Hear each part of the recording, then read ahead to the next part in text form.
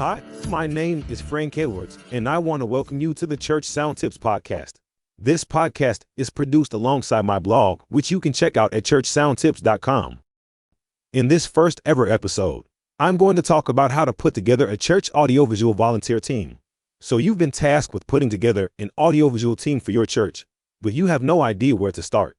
Well, don't worry, because in this episode, I'm going to talk you through exactly how to do it. I'll break it down into simple steps that will make the process easy and painless. So let's get right into it. Number 1, seek the support of your church leadership. Before you begin, the most important thing is that you have the support of the church leadership.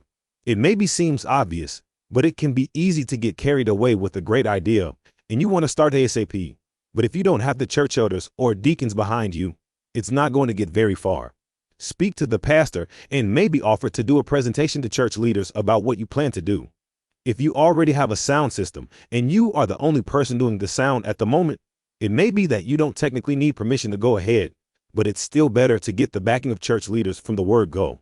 When I get on to talk about stuff like training, then it requires money. And that's when previous conversations with the elders really matter. Number 2, pray. If you want to choose the best people and build a great team, you will need all the guidance you can get. Pray that God will direct you to the right people with the right gifts and teachable attitude. Being guided to the right people could save you a whole load of hassle in the future.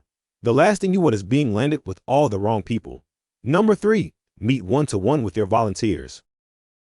When trying to figure out if someone would be good for your team, I think it's always a good idea to meet one-to-one. This way you get to find out about someone, about their family, their work, and what their skills are. Technical ability is important, but if someone has the right heart and a willingness to learn, I'll take that person over the guy with a degree in sound engineering that has a bad attitude. You really only begin to get a feel for these things when you speak one-on-one with someone. Number 4, meet with your whole potential team. Once you have a number of volunteers you think have potential, call everyone together as part of your team. See how everyone gets on together and how they interact. Use this as a time to talk about your vision for the team, what their duties will be, what training will be offered, etc. You also want to find out team members' availability. You might have some who can be there every Sunday, but others who maybe work some Sundays or travel some weekends to visit family.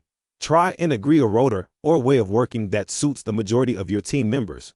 Some may prefer to do a block of weeks rather than serve on a rotational basis. Number 5, appoint church audiovisual team volunteers on a trial basis. When you appoint someone to your team, make it clear that this is on a trial basis. You decide how long that might be. 3 months is maybe long enough to see if someone has what it takes. You are looking for whether people turn up when they say they will turn up, whether they attend training and show a continued willingness to listen and learn. I don't think someone necessarily needs to be musical to run a sound mixing desk, but it does help a bit.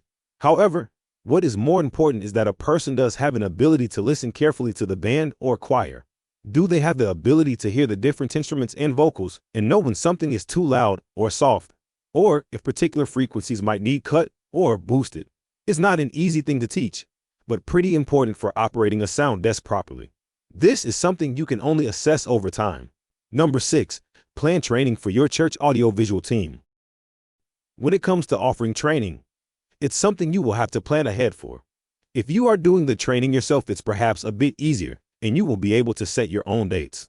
You could also make inquiries about a sound tech expert from a local college or from another church coming down to do some training sessions.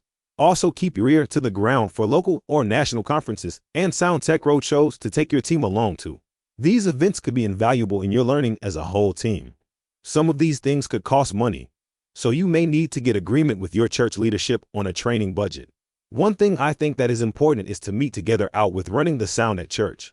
Meet together for fun, away from the church and the sound desk. Go bowling or have a barbecue where your team can really get to know one another without the immediate tasks of running a sound board. Many small to medium-sized churches utilize the same people on the sound desk to do the video for the service. If this is the case, then you will need to also offer training for the video element of what you do.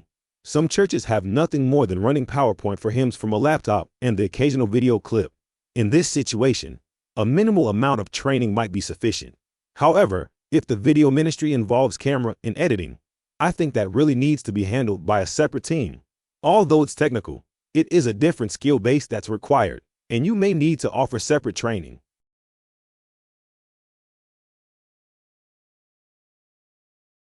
I hope this episode has been helpful to you. But if you want more on this topic, I'd encourage you to go over to a blog post I wrote about putting together an audio team at my website, churchsoundtips.com. You'll find the link in the description for this episode. Please share with your church or on social media, and look out for another episode coming soon. Take care and God bless.